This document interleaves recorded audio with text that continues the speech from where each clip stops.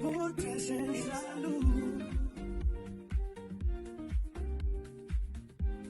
Muy buenas tardes, amigos y amigas de 2x3 en Salud. Bienvenidos una vez más a esta nueva versión de su programa preparado con muchísimo cariño. Muy buenas tardes, amiga. Hola, Tati, ¿cómo estás tú? Bien, quiero felicitarte porque yo estuve ausente y Dori y yo somos un equipo de trabajo en este programa. Que tenemos ya muchos años. Con muchos juntas. años y siempre nos concebimos como un equipo, de manera que cuando falta una, falta como una pata, pero hiciste, vi el programa completo, un excelente trabajo junto con el doctor Carlos Félix Cuello. Gracias. Yo decía que Carlos podía ser conductor junto conmigo, Sí, porque perfectamente. lo importante de entrevistar, Tati, nosotros en el sector salud tenemos un grupo de médicos que tienen esa visión holística de todo lo que es el sistema.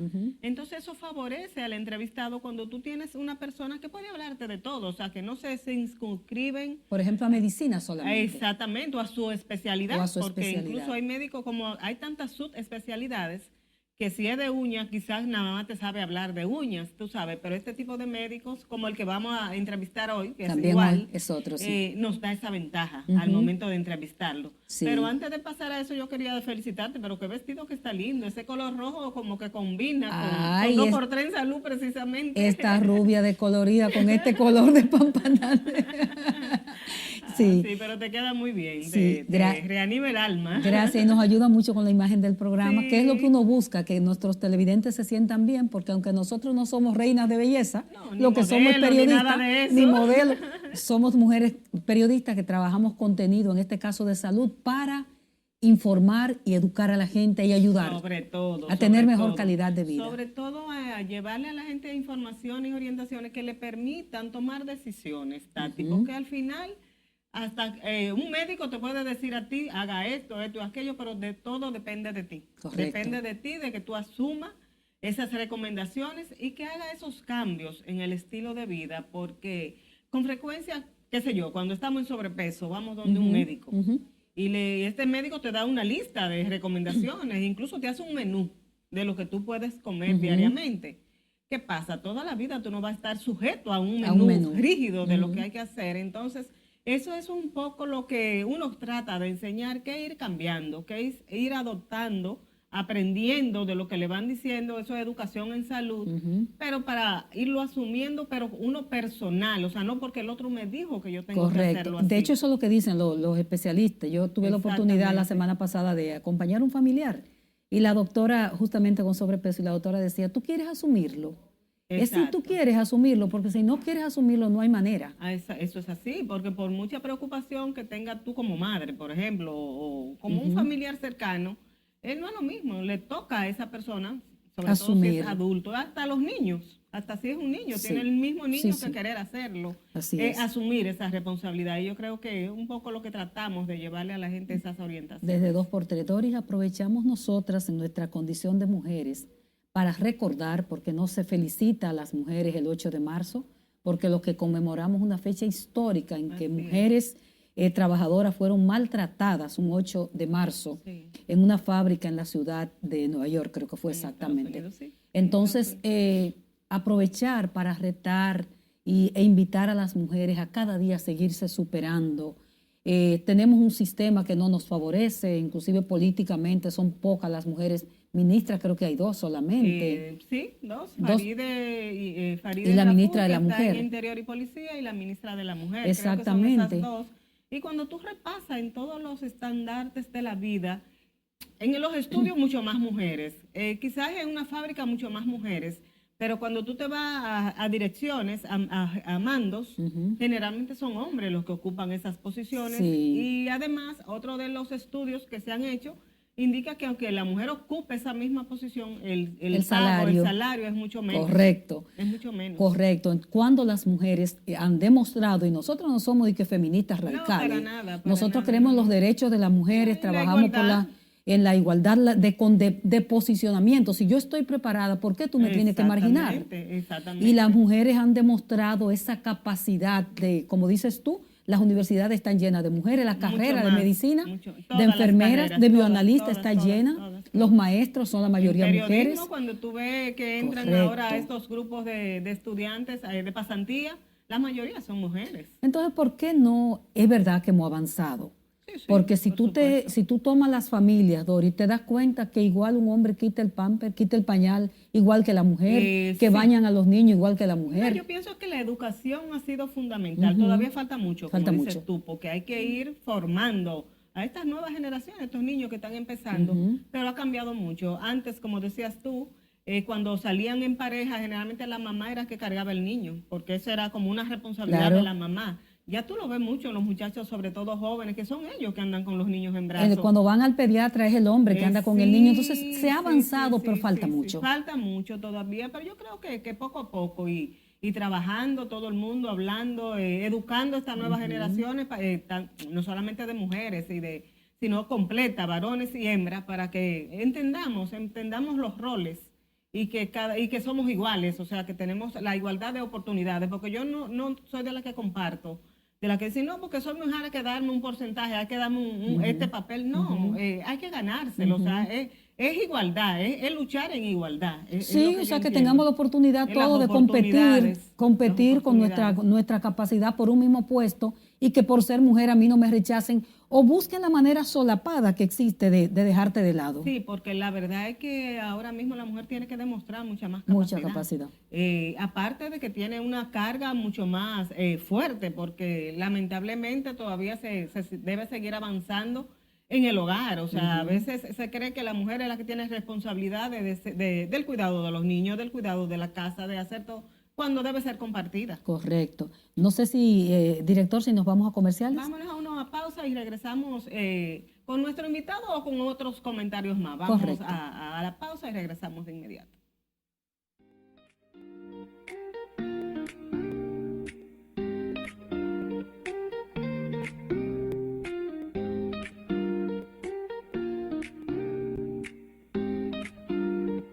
Dos por tres en salud.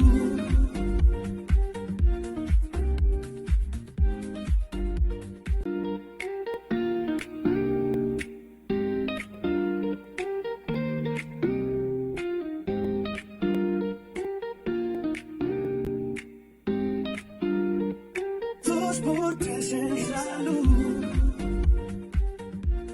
Gracias por continuar en 2x3 en salud y a lo que nuestro invitado se acomoda, que ya lo tenemos aquí, Tati. Quería primero comentar contigo algo que ha estado ocurriendo en estos últimos meses, vamos a decir así, y es el incremento de las enfermedades respiratorias, que lo hemos estado escribiendo en nuestros medios desde hace ya varias semanas. Y sobre todo, y también el COVID, que a veces creemos que ya el Como COVID si se hubiera eliminado, como si se sí. hubiera eliminado, y él está haciendo incidencia. Y recordemos que justamente el día pasado, el 1 de marzo pasado, cumplimos 5 años bajo el efecto de la pandemia del COVID, que ya pasó hace mucho, Así es. pero que todavía los médicos están viendo secuelas de la pandemia. Así es. Bueno, ha habido reportes. Vi específicamente esta semana Santiago, pero es lo que te llega porque algún medio de comunicación lo escribe. En realidad hay casos de COVID en todo el país. Sí. Está afectando a esa población virgen y la que no es virgen también. No, a todos. Está afectando a los niños. Sí, está afectando a niños y adultos. Comentaba yo a alguien en estos días, lo que pasa es que ya la gente aprendió a conocer el COVID. O sea, ¿qué te llega? Por ejemplo, ¿qué se puede reportar en el sistema? Aquellos casos que la gente va al médico Y le hacen un o que hay que perfil. ingresarlo, que le hacen la prueba, pero sí, generalmente sí hay que ingresarlo, porque difícilmente un establecimiento de salud te va a reportar un caso positivo que te llegó esa prueba. Entonces yo pienso que por eso siempre ese subregistro va a existir. Pero recordemos que junto con el COVID hay otros virus respiratorios que también están haciendo incidencia, sobre todo las influencias. Las influencias, Que sí. están afectando bastante, el sincitial respiratorio. Bueno, recientemente Salud Pública ha reportado por lo menos 6 tipos de virus diferentes. Y eso que respiratorios. nosotros no tenemos unos cambios de temperatura brusco, Doris. Exactamente. Yo que visité recientemente Estados Unidos, vi la cantidad de gente con eso que ellos llaman flu, Ajá. que es el frío que los está matando Sí, todavía. sí, ¿tú el entiendes? cambio de temperatura, Ese así cambio de mismo, temperatura. así mismo. Nosotros tenemos un ambiente fresco, ya está comenzando un poquito el calorcito. Ayer había personas quejándose de eso. Sí. Dije, el calorcito se está sintiendo. Ya Y está bueno, comenzando el calorcito. Apenas está empezando. Sí, pero esos cambios tienen que ver, y un tema de la contaminación ambiental, el medio ambiente y todo eso, que el tocan cambio esos climático, virus. como se ha estado diciendo, y los virus sabemos que para esta época siempre tienen una mayor incidencia, porque como dices tú, aunque no tenemos una temperatura muy baja, pero hay su cambio. ¿Qué se Recordemos que venimos, perdón, Tati, de un calor extremo. Extremo, que sí. tuvimos el año pasado. Entonces, eso hace también que los virus se exacerben. Sí, ¿qué se recomienda siempre? Que la gente no se automedique, que la gente acuda a su médico. Lo más que usted puede automedicarse es un tececito de esos calientes que siempre caen bien. Sí. Y que mucha hidratación. Mucha hidratación. También, Tati, estos últimos días se ha estado observando un brote de sarampión que ha estado afectando a Texas y algunos estados de Estados Unidos. Y aquí en el país algunos infectólogos han estado alertando sobre la necesidad de que se refuercen los programas de vacunación. Sí, que está en un 90%, me decía un vacunólogo en estos días. Yo no creo que esté tan alto tampoco. Decía él, yo creo que son cifras conservadoras, pero la realidad es que el caso de Texas y otros 9 estados que tiene Estados Unidos activo, ahora Estados Unidos tiene un secretario de salud que no es muy pro vacuna, que digamos. No, y generalmente se ha demostrado que esos brotes han surgido en esas poblaciones precisamente que no han vacunado contra el sarampión. Y aquí sabemos que el sarampión no se presenta desde el 2001. Desde el 2001 fue el último caso que tuvimos de sarampión. En el 2016 el país fue declarado libre de sarampión, pero que eso no implica de que podamos en cualquier momento tener casos importados que lleguen al país, y con un caso o 2 importados que lleguen al país, si hay una población sin vacunar, como dices tú, pues hay el riesgo de que se propague. El sarampión es una enfermedad altamente infecciosa, con una capacidad de infectar demasiado alta, causa muertes. Exacto. Y la vacuna es la única solución a este problema. La vacuna, la gente después del COVID le tomó miedo a vacunarse, a tanta vacuna, porque desconfió. Pero sí nosotros que tenemos una historia de vacunas, sabemos que la del sarampión es una de las vacunas que ha demostrado mucha seguridad y mucha eficiencia. Así es. Eficacia, como dicen los médicos. Así es. Si te parece, Dori, nos vamos a unos comerciales, ¿verdad? Y venimos con nuestro invitado que ya lo tenemos en el estudio. Volvemos ahora, no se nos vaya.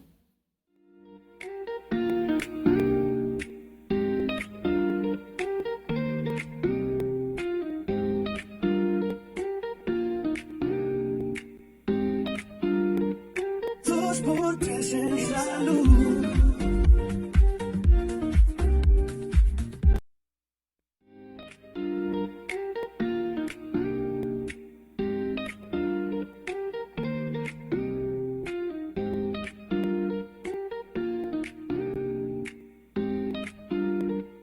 Dos por tres en salud.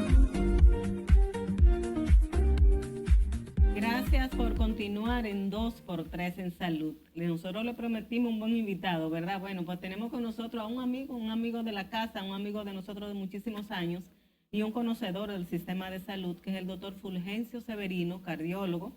Severino es jefe del servicio de cardiología del Hospital Salvador Vega Otier, y con él no solamente vamos a hablar de cardiología, que es muy importante, por supuesto, sino de todo este sistema de salud que nosotros toda la semana tratamos de llevarle orientaciones en ese sentido. Severino, gracias por estar aquí con nosotros y por siempre acompañarnos cuando te pedimos que venga al programa. Como siempre, para mí un honor y saludar a toda la audiencia y a ustedes, Altagracia, Dori. Señores, yo le digo Altagracia, pero es mentira. A ti. Y nosotros a ti te decimos Sebe, eso adelantando que estamos aquí. Que a propósito, Sebe, ¿por qué eso de jefe? ¿De dónde viene eso de jefe? Que Doris acaba de pronunciar la palabra jefe del servicio de cardiología del Gotier. En medicina, ¿de dónde viene eso? Porque en la sociedad dominicana se sabe que viene del trujillismo. Debe ser de por ahí. Pero de ahí es el código de Trujillo que creó ese concepto. En el código de Trujillo establecían los jefes de servicios. Está fuerte eso. Sí, ya eso no se usa, ya lo que se es dice coordinadores, director, gerentes. Administrador, gerente le dicen ahora. Ajá. Pero en el papel dice todavía así, ¿verdad? Bueno, en la época de nosotros todavía decía así, o sea, cuando sacaban los concursos, que ya eso no se usa, se convocaba como jefe de servicio, porque así era que estaba en ese tiempo en el código. Y no desapareció, o sea, cuando tú buscas la ley 6097, eso era lo que establecía. Igualmente, pues, eso como que se introdujo automáticamente a toda la reglamentación que se crearon aún a partir de la ley 4201. O sea que ese concepto, como que aquí todo el mundo quiere ser jefe de algo. El jefe de algo. Sí. Severino, tú hablabas algo de los concursos médicos, que recuerdo yo que tanto se luchaba y se hablaba de esa modalidad para tú asumir una posición. ¿Eso no se está haciendo? ¿Eso es bueno o es malo para el sistema? Es malo porque no permite que todo el mundo pueda tener la misma oportunidad, sino que la gente entra más por vínculos. Por ejemplo, ahora te piden que tú lleves una carta de recomendación de un dirigente del partido de gobierno ahora. Entonces eso es malo. Que es como un retroceso, porque eso había desaparecido y regresó.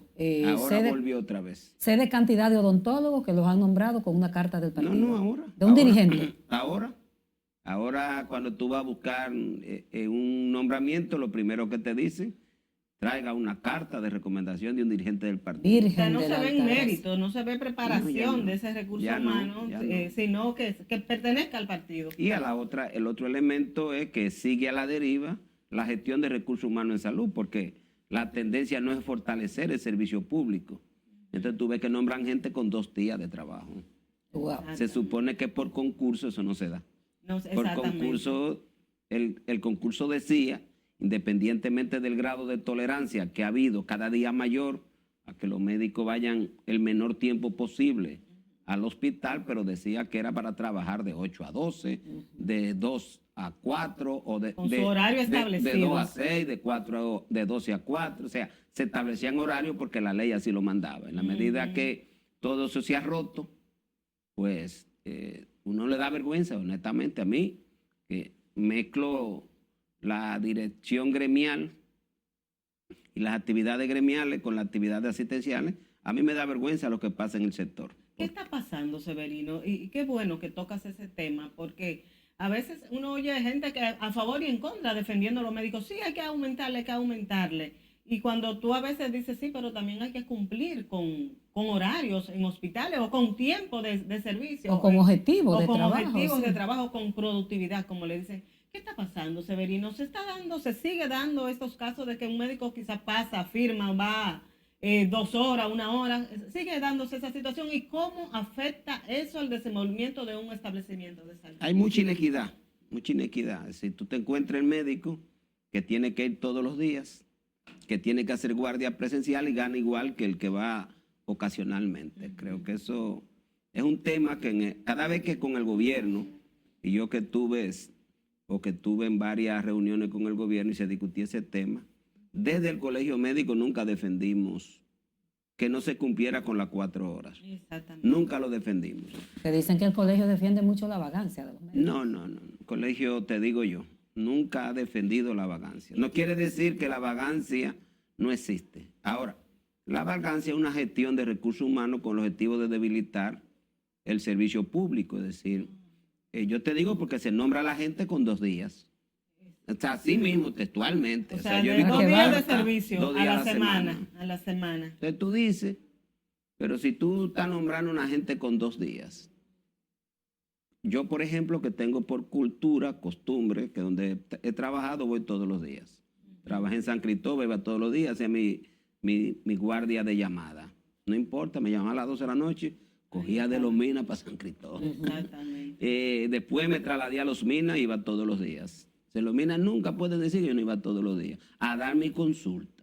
¿Y la supervisión, Severino, qué papel juega en esto? Porque quizás estos médicos de ahora, tú dices, bueno, nombrado 2 días, y ese te puede decir, bueno, es que yo tengo 2 días y esos son mis... Yo lo vi en Los Minas, yo estar yendo todos los días y llegar médico nuevo que iban 2 días. 2 días. Pero es que en el mismo hospital, sé de médicos recién nombrados, le dicen, no, es que a ti no te toca venir todos los días, ven 2 días nada más. 2 días. Y un a los día, especialistas, sobre todo, ven un día. Y un día. Entonces ese médico que tal vez fue con deseo, él mismo se desmotiva y el ser humano le gusta la comodidad. Aparte de todo eso, el hospital es una entidad donde la gestión del diario vivir es pésima. Sí. Porque los directores no gestionan actividades en la mayoría de las veces.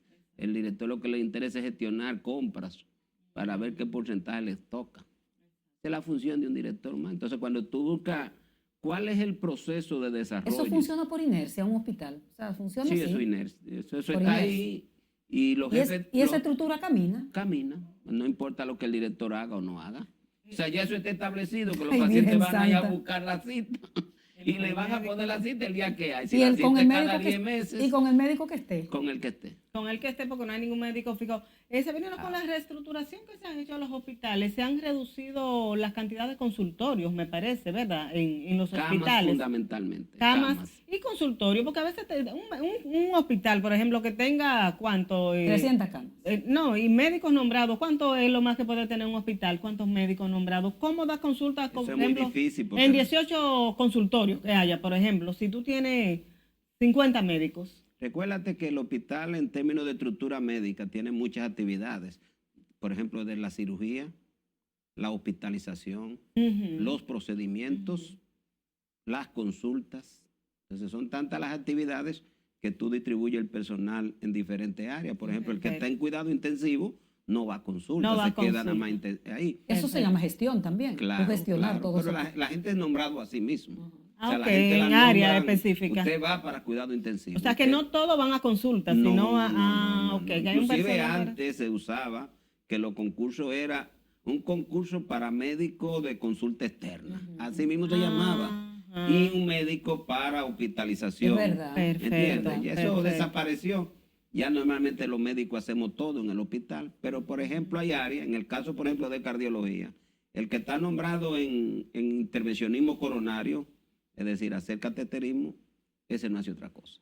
Ok. El que está nombrado en eco, Eso Ecocardiograma. está hace otra dedicado a cosa. eso. porque el volumen de casos que tienen es tan grande que no pueden dedicarse a otra cosa. El que es cirujano cardiovascular es cirujano Es cardiovascular. cirujano, ese no da consulta, se puede ver una discusión de caso de un paciente que se va a operar, entonces él participa en una discusión de caso con lo clínico, pero no que él está en una consulta de cirugía per se. Aquí, Severino, se anunció tiempo atrás una encuesta, me parece que es de recursos humanos en humanos. salud. ¿Tú tienes idea en qué está No, ese Dori, proceso? una del ministerio y otra del colegio médico que está haciendo la suya. Ah, de- esa del colegio médico no quieren que Pero se el siga ministerio- haciendo. El ministerio no tiene que hacer encuestas porque el ministerio tiene los nombramientos ahí. Como, ajá, para O sea, aquí saber, todo para el saber mundo dónde- sabe cuántos médicos hay, cuántas enfermeras, o sea, ese no... No, pero en el caso del Estado se Ajá. busca como la reubicación, porque todos sabemos cómo es. En el sur, llamado sur profundo, mal llamado sur profundo, sabemos que faltan especialistas de todo tipo y que Eso nadie no- quiere ir. eso Pero no ha es que tú- mejorado, es que tú Severino. es que todo el mundo está nombrado por hospital. O sea, tú estás nombrado, asignado a una región de salud, a una provincia y a un hospital. Y así te aparece en el servicio. Pero ¿y si no van los médicos que están nombrados en esa Bueno, provincia? pero ya ese es un tema del director del hospital y del servicio regional. O sea, aquí todo lo que hay es porque hay un sistema orientado a que sea así. No se crean de que es por... Fulano de tal. de que eso es ocasional o que eso ocurre de manera no planificada. Aquí hay una decisión de invertir poco, entonces tú no puedes tener muchos recursos humanos dando muchas actividades porque eso gasta. Pero el sector privado paga menos, se ve. A un Paga médico. menos, pero recuérdate que nosotros en el sector privado somos Independiente, independientes. exactamente. O sea, yo voy a mi consulta todos los días y yo gano lo que yo hago. Pero porque al sector privado le cumplen, porque un médico que está en la Plaza de la Salud, que está en Sedimá, que está en el home, va y le cumple horario a ese Eso de centro. crisis también. En crisis también. Que no es acuerdo, no es acuerdo Si tú, que firman. por ejemplo, para ponerte dos, no creo que aquí ningún médico quiera ir a la plaza. Ah, no ya ese creo. modelo tampoco está No, porque es funcionando. que si no es rentable, la gente no va a ir. Ok. De la medida que el modelo, porque el gasto es muy alto aquí para una clase media. Aquí el que gane menos de 250,000 se jodió. Y de es, la clase media. que somos casi todos. Aquí no, tiene que ganar tú una parte y tu esposo otra para mí. Pero Pero en la como casa quiera, hay que no sé. tirar por casi, hay que tirar más de 200. Exactamente, Esta crisis, papá. este subidón de precios. No, y de todo. Y O de sea, todo. cuando tú tienes tus hijos en la universidad, cualquier universidad te tira 80 y 90,000 pesos cada 3 Sí, meses. sí, la O sea, matrícula, aquí la no matrícula. aquí no se juega Eso es con verdad. el gasto es Eso- alto. eso es Entonces, verdad. aquí tú, por ejemplo, un vehículo que tú transitas todos los días, tienes que disponer entre 12 y 15 mil pesos mensual de combustible. O sea, que no es que los médicos se han pueto muy interesados y amigos de cuarto, como es que dicen. todo está caro. Se ven, no están muy amigos de cuarto los médicos. También, la codicia existe, pero la codicia no está en el hospital. La codicia está en el sector privado, donde se desarrollan niveles de codicia y de prácticas que está muy vinculada a esas ambiciones del médico, pero se trabaja en exceso, hace cosas que uno cuestiona, ¿me entiendes? Pero a nivel del hospital, el elemento, pienso yo, fundamental es que el gobierno, y no sino una política pública, se ha caracterizado por invertir poco, y esa pobre inversión obliga a que haya pocas actividades. Pero tú tienes que tener el médico. Y eso lleva al paciente. ¿Por qué? Porque te genera una crisis. Claro. Es decir, al gobierno le resulta mejor tener un cardiólogo, aunque no se haga nada. Pero no que digan que no te que fueron y que no encontraron cardiólogo. Bueno, Sever, vamos a pedirte un permisito, claro. Nos vamos a una pausa y cuando regresemos vamos a hablar cómo afecta ese 200,000 que tú dices que hay que tirar en una casa para poder cumplir con los compromisos. Nuestra salud cardiovascular, porque es una lucha. Regresamos en un momentito.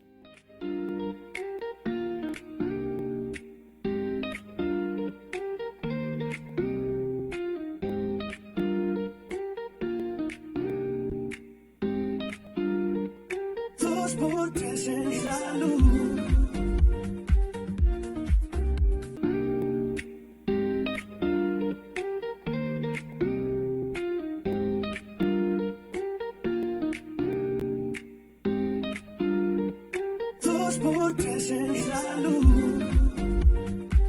Continuamos esta conversación con el doctor Fulgencio Severino, gerente del Servicio de Cardiología del Hospital Salvador B. Gautier.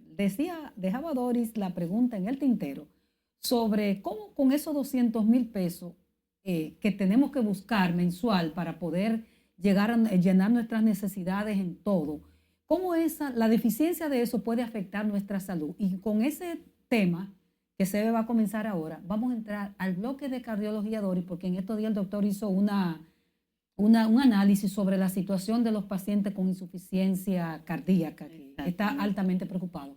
Adelante, Sebe. Fíjate, hoy, diríamos, aunque es tan viejo, el tema de las condiciones en las que vive la gente, y nosotros no nos escapamos a ello, y la probabilidad de enfermarse, que ya...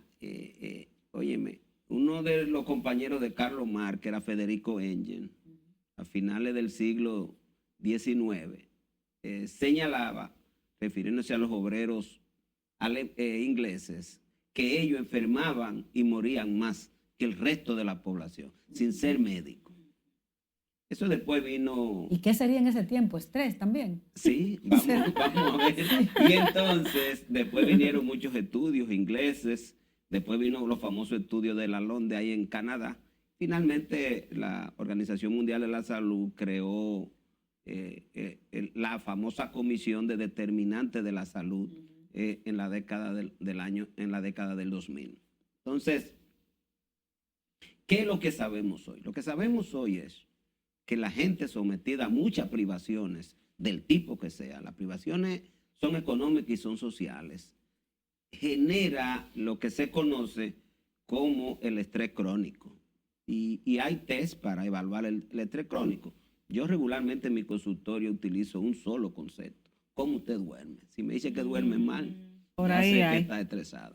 Y tú tienes entonces que investigar cuáles son las causas de ese estrés crónico. Si es laboral, hay gente que está acosada en el trabajo, que no quiere ir nunca, pero las necesidades económicas la obligan por el salario, por las relaciones laborales que hay. En el caso de ustedes, las mujeres, los acosos sexuales que se dan en la actividad laboral.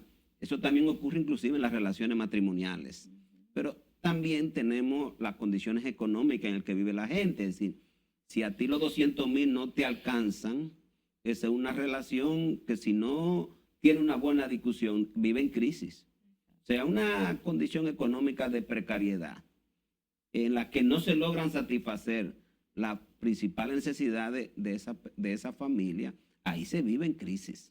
Exactamente. Claro, hay familias que pueden manejar esa relación en medio de la crisis porque vienen de abajo, nunca han tenido abundancia, pero todo el mundo sabe, yo creo que todos nosotros en un momento determinado hemos vivido esa condición. Claro. O sea, Claro. cómo es tú tener que no saber con qué va a comer, con qué va Estirar a ese comprar un peso, para estirar ese peso. cómo va a comprar un medicamento. Y entonces, esto genera todas estas privaciones.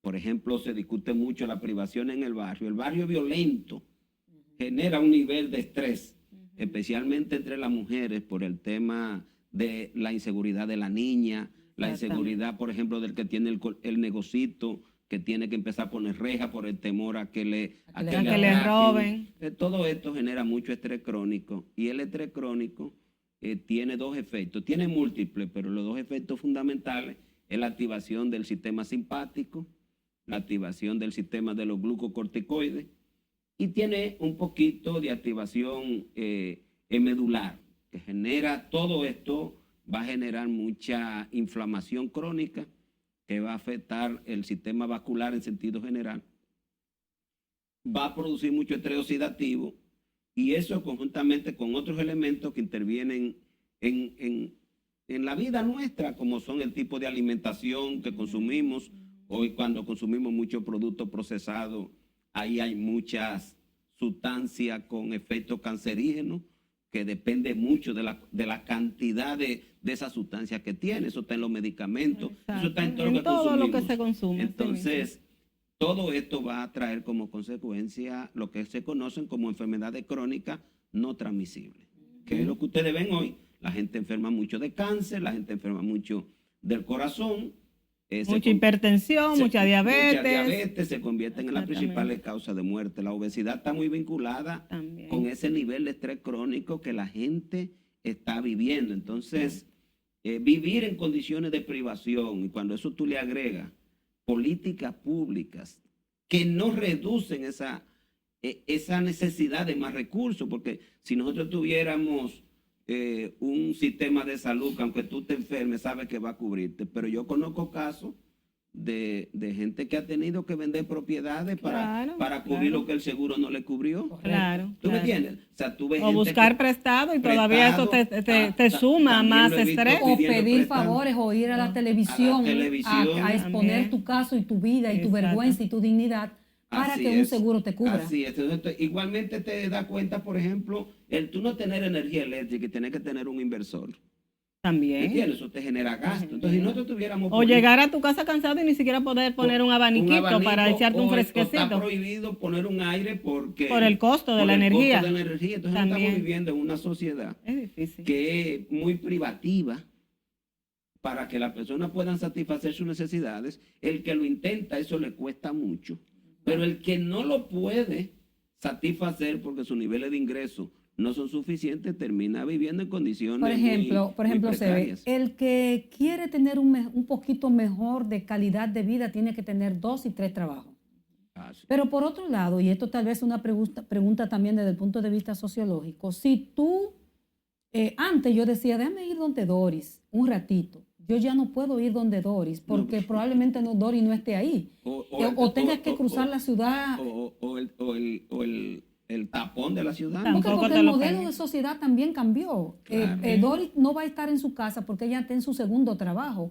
O tú no vas a estar en tu casa porque tú estás en no sé qué ronda de consulta del día. Entonces, también ese modelo de sociedad que es basado en el tener. Sí, el consumo. En el porque consumo. se te ha metido un nivel de consumo excesivo. Y esto, en el caso de nosotros, la clase media, tenemos una sobreexplotación laboral excesiva. La clase media aquí trabaja entre 10 y 12 horas. Yo lo veo entre los médicos. O sea, tú sales de tu casa a las 6 de la mañana y todavía a las 8 de la noche estás rondando. Exactamente. No ha llegado a tu exactamente. casa. Eso es una cosa. Eso no es calidad de vida. No.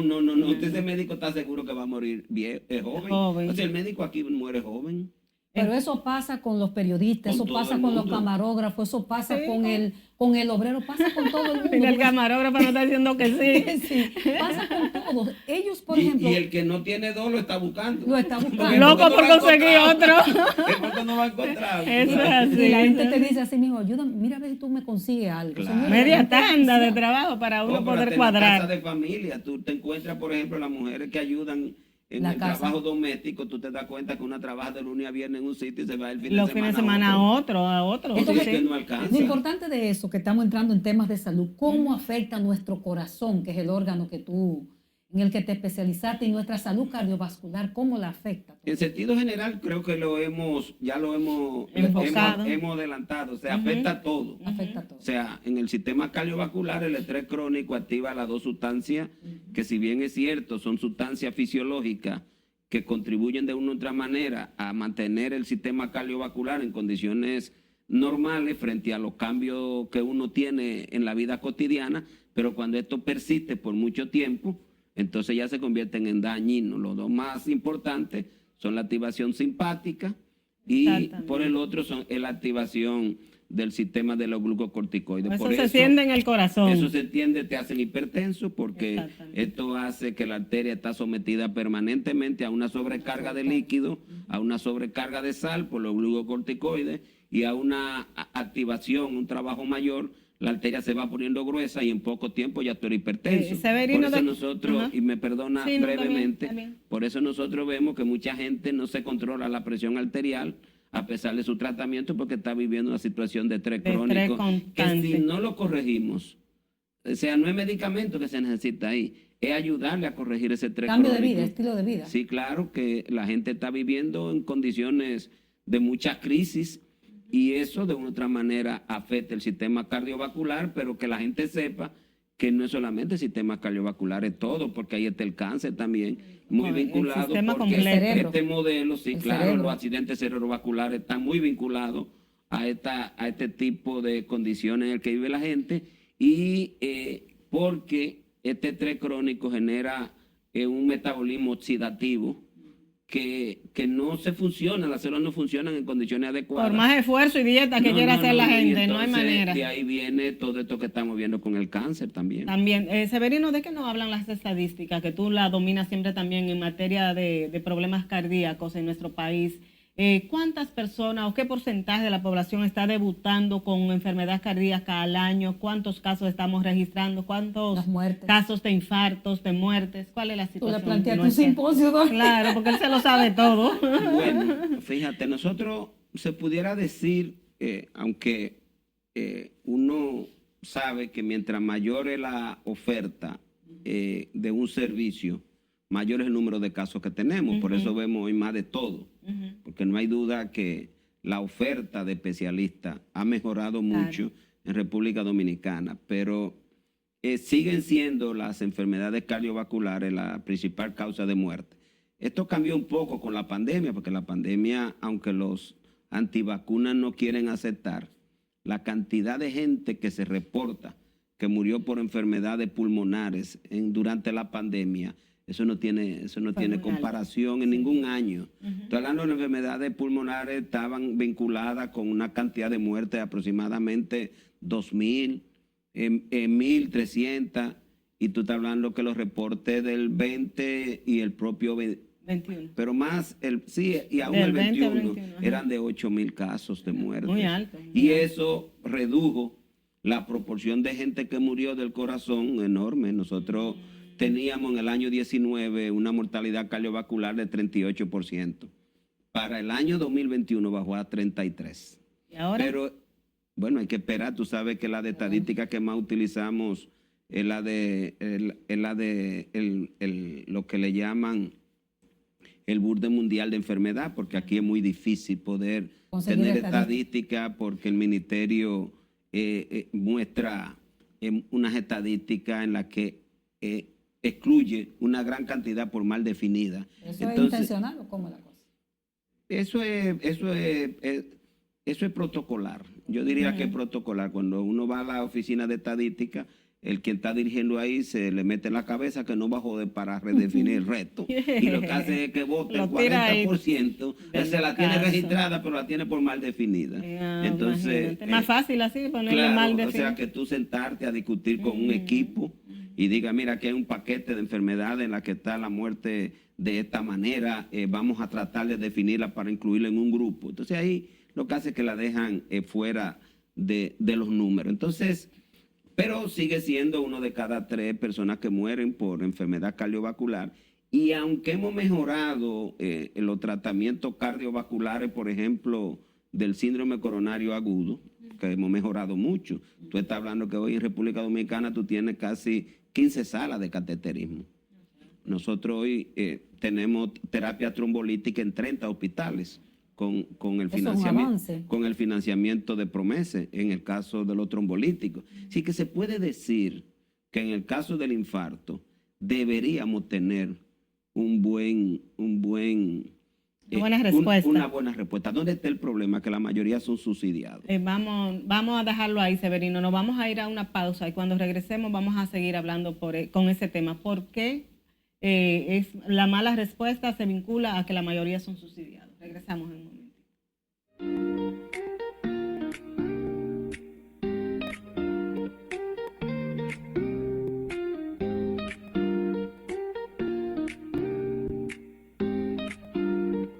Dos por tres en salud.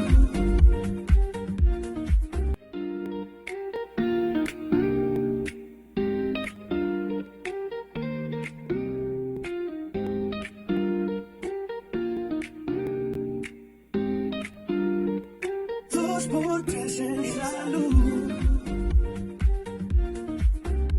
Seguimos conversando con el cardiólogo Fulgencio Severino y Severino nos hablaba de los infartos, que dice Severino que se ha expandido, que era una de tus luchas de muchos años, los programas ya de cateterismo, ¿verdad? En diferentes provincias, hay en provincia también, Severino, no solamente aquí en la capital, en diferentes provincias, y que eso es bueno, pero que no tenemos ese impacto como se quisiera en la reducción de... Por lo menos de las complicaciones. De las complicaciones fruto del infarto. ¿Por qué, Severino? Bueno, te decía que producto de todo lo que vimos anteriormente, aunque en el régimen subsidiado solo tenemos 5.5 millones de afiliados y en el régimen contributivo 4.7, 1 o 2 de cada 3 pacientes que hacen un infarto son los pobres.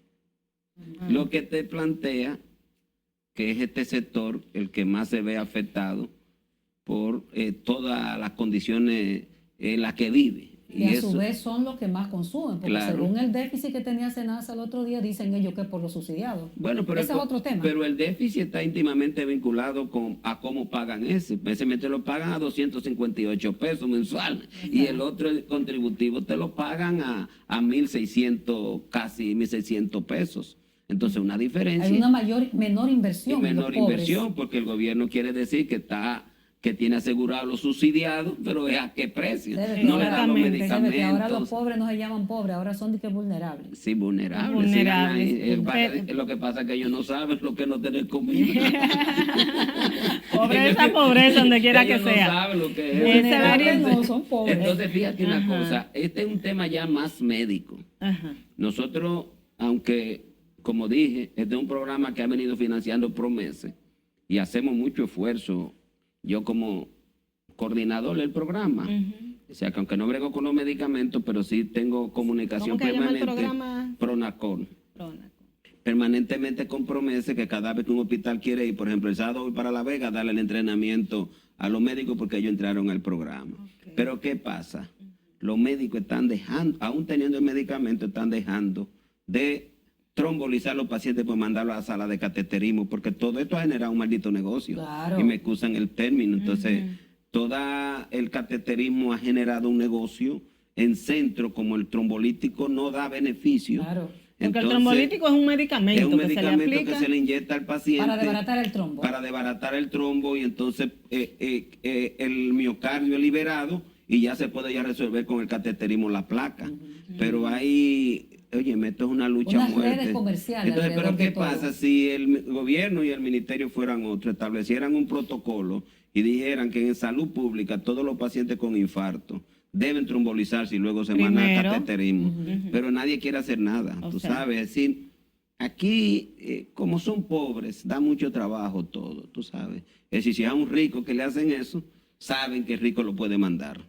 ¿Entiendes? Pero como es un pobre, muchas veces lo tienen 2 y 3 horas ahí en el hospital y cuando lo mandan a hacerle la angioplastia o el cateterismo, como se conoce, ya se ha perdido tanto tiempo y los registros que yo tengo de los estudios que hacemos de todas estas cosas que se están haciendo es que la mayoría terminan en fallo cardíaco y ahí viene nuestra preocupación. Entonces ahora estamos teniendo una cantidad de pacientes en fallo cardíaco que es alarmante. Entonces llega a fallo cardíaco exactamente o insuficiencia cardíaca, ¿por qué? Por un mal tratamiento del infarto, que es la principal causa. O sea, si ese paciente, eso es un fracaso. Si se fracasa, si ese paciente recibiera el trombolítico, nosotros pudiéramos reducir en más de un 70% el paciente que termina en falla cardíaca, porque lo que hemos hecho de los registros que llevamos, de lo que está ocurriendo en República Dominicana es que ya a los 30 días el 50% está en falla. Aún habiéndole hecho el cateterismo. Entonces, porque se pierde mucho tiempo. Porque se pierde mucho tiempo por no trombolizar. Por no trombolizar. Entonces, ¿Qué porcentaje, escúchame, Tati, qué porcentaje de esos pacientes que llegan a los centros de salud donde hay estos programas con infarto terminan en fallo cardíaco? ¿Están ustedes registrando? Lo que estamos registrando es el 50%, termina en falla. Wow. Termina en falla. Wow. Pudiendo reducirse eso. Ya sea un tema médico, es un tema de protocolo del Ministerio de Salud. Pero que no hay un protocolo. Hay protocolo, pero es lo no que te digo, aplica. es que tanto el servicio como el propio ministerio diga, ningún paciente que llegue a un hospital público que llegue en tiempo para ser trombolizado puede ser sacado sin trombolizar. Lo que hacemos en el Gautier, por ejemplo, en el Gautier tenemos el medicamento, pero también tenemos la sala de cateterismo. A nosotros no se nos ocurre. ¿Está en condiciones esa sala? ¿Está bien? Sí, claro, sí. Nosotros no se nos ocurre de que dejar de trombolizar un paciente porque se va a hacer un cateterismo. No, nosotros lo trombolizamos y luego le hacemos el cateterismo. ¿Qué pasa con un paciente ya cuando llega a fallo cardíaco? Esa era mi pregunta y añadir a ella también cómo está, cómo se comporta ese paciente, cuál es su situación cuando está en insuficiencia cardíaca. Miren, fallo. esa es la enfermedad más terrible del corazón. O sea, estamos diciendo, es el paciente que, como dice la gente, se hincha completo. Es el paciente que ya no puede dormir en su cama, que tiene que dormir sentado. Porque es como el que paciente le falta respiración. Le falta el aire, como ellos dicen. Es el paciente que ya no puede hacer nada en su casa, no puede ir al baño. Se cansa hasta para ir al baño. Es la más terrible la enfermedad y una enfermedad crónica que es incurable, pero que la mortalidad es altísima. O sea, la mortalidad en los países desarrollados todos los años entre un 8 y un 10. ¿Y aquí en cómo está República eso? Dominicana, los análisis que yo he hecho en los estudios que hacemos, es que la mortalidad anda en un 20% anual. Muy alto. ¿Por qué? Porque ese paciente tiene un tratamiento incompleto, porque el tratamiento completo le vale entre 12, nosotros calculamos entre 12 y 14 mil pesos mensual. Y eso no es ¿Por factible. lo general es diabético también ese paciente? Un 40% de nuestros registros son diabéticos. Oh, Dios. Pero Entonces, es diabético, es hipertenso. Y tiene el fallo. Y el fallo, entonces ya requiere un tratamiento que solo para el fallo, los 4 medicamentos fundamentales. Digo los 4 fundamentales porque uno aspira que la mayoría pueda controlarse con los 4 medicamentos fundamentales, porque hay otro grupo más pequeño que requieren otro tipo de dispositivos que todavía no hemos llegado ahí. O sea, ponerle un desfibrilador porque estos pacientes mueren de forma súbita, la mayoría que mueren es de manera repentina. O un resincronizador, que es algo que le ayuda mucho con los medicamentos a mejorar su condición. Pero que cuesta dinero. Un desfibrilador cuesta aquí $14,000. Así es. Y un resincronizador te cuesta más o menos $18,000. Esos 4 medicamentos que tú hablas, Severino, para que ese fallo cardíaco no se compensado y el paciente haga su vida normal. Haría su vida normal. ¿Cuánto tendrías que invertir un paciente para aproximadamente en este momento 14,000 pesos a precio de farmacia. A precio de farmacia. Estamos discutiendo con promesas. La mayoría seguramente no lo cubre. No, porque es un paciente pobre. Yo en el Gautier es subsidiado, por supuesto. Claro, en el hospital Gautier todos los años hospitalizamos 260 pacientes de eso. todos los con años. fallo cardíaco. Con falla cardíaca. Ay, wow, eso es muy alto. Y la cantidad de registros que tenemos, se puede decir que después de la hipertensión es la mayor cantidad de pacientes crónicos que tenemos, porque tenemos casi 600 pacientes en falla cardíaca. En el país. No, en el programa. Gautier nada más. Ah, en el Gautier solamente. En el Gautier nada más. Ay, O es sea, muy cuando... alto, Severino. ¿Eh? Es muy alto, Severino. Claro, pero es lo que ¿Y las edades de esos pacientes? Son jóvenes. Aquí hay una gran cantidad de ellos que son jóvenes. Y aquí nosotros tenemos aproximadamente un 10, un 12% que tiene menos de 50 años.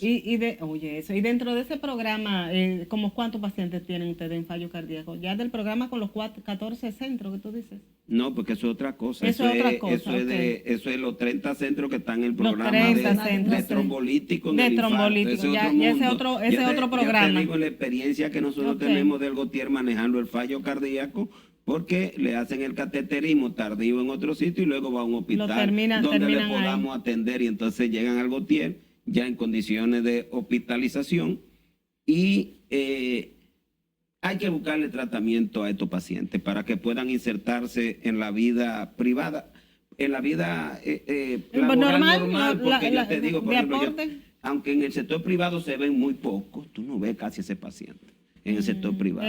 Pero los pocos que hemos tenido trabajan normal porque pueden comprar sus medicamentos. Pero es que está estrechamente, ya lo dijiste anteriormente, vinculado a la condición de pobreza. Ya las condiciones de pobreza, que ve la extrema, gente. tal vez. Por eso es que estoy discutiendo con promesas.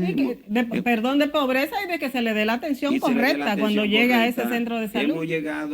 Hemos hecho alguna aproximación. Yo tengo más de 2 años conversando con promesas que ellos son los responsables de financiar a este paciente. ¿Qué dice promesa? Hay una actitud buena, o sea, estamos haciendo una asociación de pacientes con fallo. Recuérdense lo que pasó con los pacientes renales, que fueron ellos que tuvieron renal. Igualmente fue lo de artritis reumatoidea, lo de hipertensión pulmonar. O sea, aquí el paciente, si entiende y se organiza, el gobierno le va a apoyar. Entonces nosotros en ese sentido, pues, estamos tratando de que estos pacientes puedan recibir el tratamiento y puedan hacer su vida normal y reducir la mortalidad, que es lo penoso de todo. Pero es que te increíble mueren. porque, señores, la salud es un derecho humano y es un derecho en la República Dominicana consagrado en la Carta Magna, en la Constitución. Así que es. haya que hacer una fundación de pacientes para reclamar derechos. Es una cosa increíble, pero es así. Con una seguridad social que con tenemos, un sistema de seguridad que social se supone que debería garantizarla esa enfermedad. Pero déjame decirte, están discutiendo trasplantes de corazón, pero no hay medicamentos para tratar la enfermedad. Entonces, quieren trasplantar al paciente en falla cardíaca, pero entonces no le garantizan.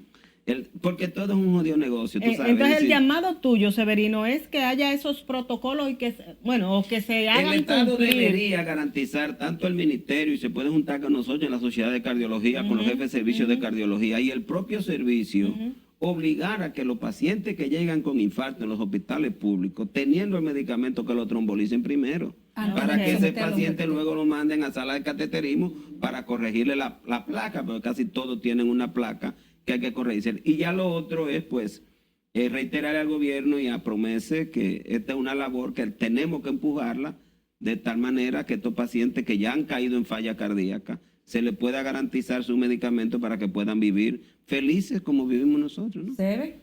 Parece que hemos llegado al final y nos tenemos que ir porque nos dijeron bye bye. Muchísimas gracias, como siempre, por estar con nosotros. Y a ustedes, muchas gracias. Nos vemos la próxima semana a la misma hora por aquí, por RNN.